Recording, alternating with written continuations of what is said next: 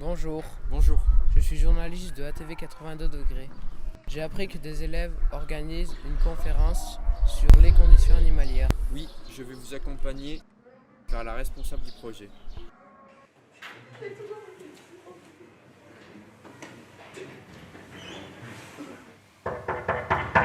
Entrez.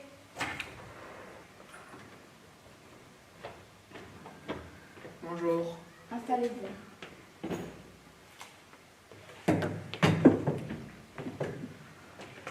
Je viens vous voir pour vous poser quelques questions sur la conférence que vous avez organisée au collège sur la géopolitique de l'œuf. Je vous écoute. Comment avez-vous eu l'idée d'organiser une projection sur l'élevage des poulets et sur la production d'œufs?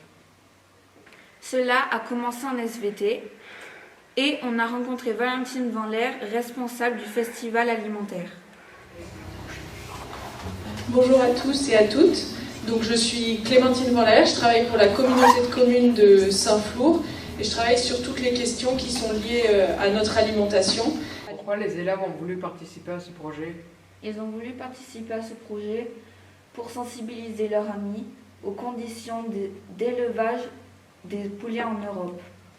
Qu'avez-vous fait? Nous avons regardé un film, Pauvre poulet, et nous avons appris que tous les œufs ne sont pas produits de la même façon. Ce film nous a été donné par la communauté de communes. Ce film a aussi parlé de comment les œufs sont produits et comment est-ce qu'ils arrivent jusqu'à votre assiette. Ce film fait partie du festival alimentaire communautaire. Et après la diffusion de ce film, nous vous proposerons un questionnaire et un sondage.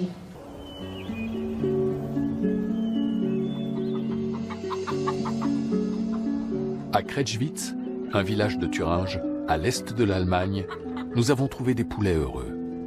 Les poules pondent dans leur enclos et un coq se pavane au soleil. Autre lieu, autre méthode. Il n'y a pratiquement aucune lumière naturelle. Jusqu'à 6000 individus vivent confinés, ici. Ce que vous voyez ici n'est pas de l'élevage en cage, mais ce qu'on appelle de l'élevage au sol. Suite à la projection du film, nous avons organisé un débat, une enquête, pour avoir leur point de vue. Donc, de combien d'espace dispose une poule élevée en plein air? Mathieu?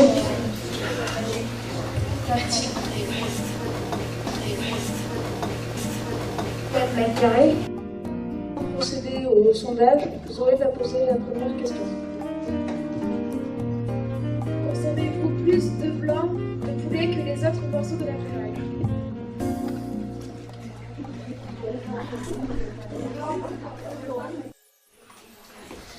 Dans la ferme, terrible ferme, poulet est mort ce soir. Et les hommes ruinés s'endorment, poulet est mort ce soir. Pauvre poulet, à feu cassé, pauvre poulet, à feu cassé. Pauvre poulet, à feu cassé, pauvre poulet, à feu cassé. Dans la ferme, terrible ferme, poulet est mort ce soir. Et les hommes ruinés s'endorment, poulet est mort ce soir. Suite à cette première action sur les poulets, des élèves ont voulu mener une enquête sur les élevages de bovins et des chèvres autour de Schutzeig.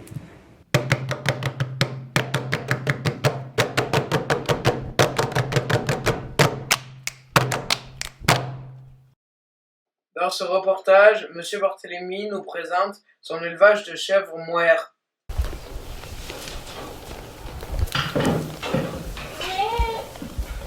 Que donnez-vous à vos chèvres pour les nourrir? Le matin, on donne du foin avec les granulés et le soir, on donne que du foin. Combien de kilos une chèvre mange-t-elle de foin?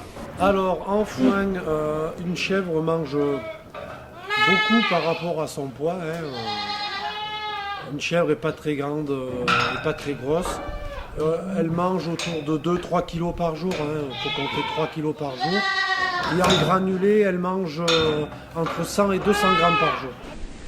Combien de tondes faites-vous par an? Alors, les chèvres, nous, on les compte 2 fois par an.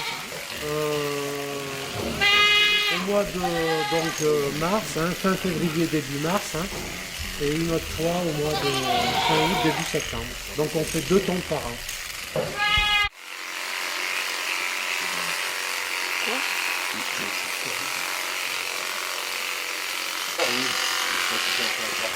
Est-ce que la tonte est douloureuse pour une chèvre? Normalement non, quand on la coupe pas, ça fait pas mal du tout. Il peut y avoir par moment où la chèvre elle bouge et elle peut se faire couper un tout petit peu. Donc là elle commence un peu à crier. Sinon, quand il n'y a pas de coupure, que ça se fait bien, il n'y a pas de souci en général. Quelle intervention faites-vous à part les tentes? Nous faisons du parage 2 fois par an. Donc le parage, c'est couper les ongles des chèvres, boucs castrés, chevrons. Donc on coupe les ongles au niveau de la pointe et sur les côtés. Pour le meilleur, quand nous les faisons, quand nous les sortons l'été, pour qu'elles soient plus au niveau des pieds, pour qu'elles puissent marcher plus stable. Donc, et en plus donc, de l'alimentation et du parage des pieds des chèvres, nous faisons le déparasitage, donc c'est-à-dire nous faisons du drogage par voie buccale pour traiter tout ce qui est vers interne suite à l'herbe qu'elles mangent tous les jours. Combien de temps les chèvres restent-elles à l'intérieur? Alors les chèvres, nous on les rentre donc en général quand le mauvais temps commence à venir, donc c'est-à-dire mi-octobre jusqu'à 15-20 avril, quoi, hein, et après on les sort dehors. Combien de temps une chèvre vit-elle? 10 ans, entre 8 et 10 ans, quoi, hein. 10 ans après ça commence à faire vieux, mais de toute façon on les garde jusqu'à leur propre mort, hein, donc autour de 10 ans. Combien de chevreaux fait une chèvre par an? Alors, en moyenne, une chèvre fait un petit, mais en général, nous, dans notre troupeau, chaque hiver, à part cette année-là, sinon on arrive d'en avoir 4 ou 5 qui en font 2. Hein. Mais en moyenne, il faut compter un quand même. Hein. Combien de kilos de laine produisent vos chèvres par an? Donc une chèvre produit en général, on va dire 1,5 kg par tonte, entre 1,5 kg voire 2 kg par tonte. Donc une chèvre produit en une année autour de 3,5 kg, 4 kg. Une chèvre. Par contre un bouc produit plus de laine. Le bouc va produire par tonte, lui va donner entre 2,5 kg et 3 kg.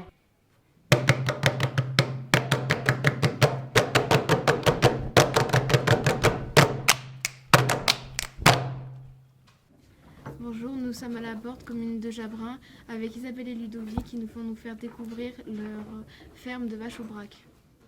Bonjour. Bonjour. Est-ce que vous pensez que vos vaches sont heureuses dans cette étable?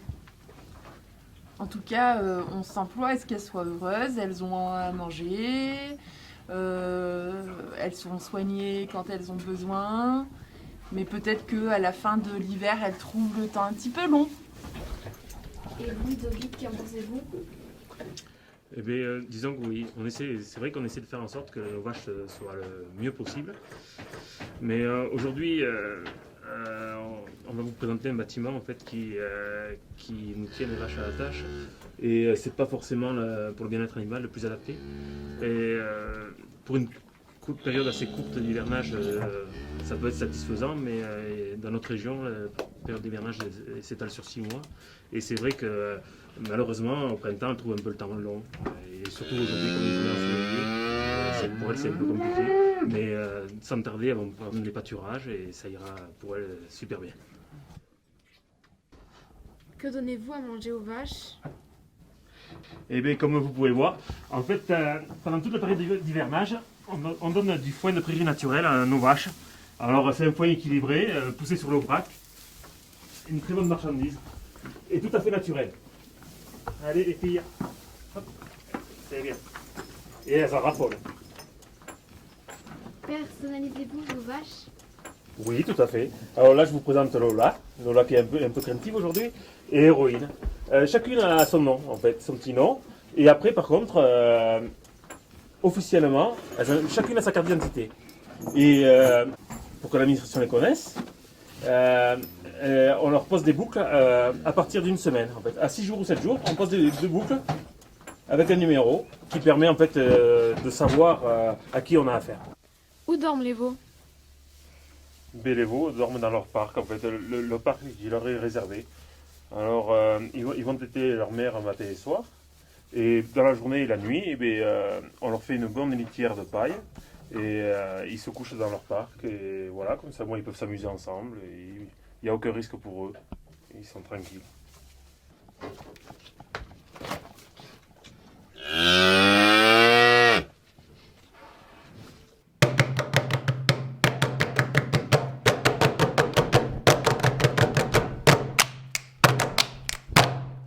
Combien avez-vous de bêtes sur l'exploitation? Et donc actuellement, si on compte les vaches, les petits veaux, les génisses de renouvellement et les taureaux reproducteurs, on est à peu près à 150 bêtes. Que donnez-vous à manger à vos bêtes? Donc les vaches mangent essentiellement durant l'hiver du foin, du concentré pour les complémenter, on leur donne aussi, à hauteur de 1,3 kg par jour à peu près. Dès qu'elles sont ressorties dehors vers le 20 mars, on leur donne de l'enrubanage. Combien de temps les vaches restent à l'intérieur? Mais on rentre les vaches environ vers le 25 novembre et les premières repartent dehors vers le 20 mars.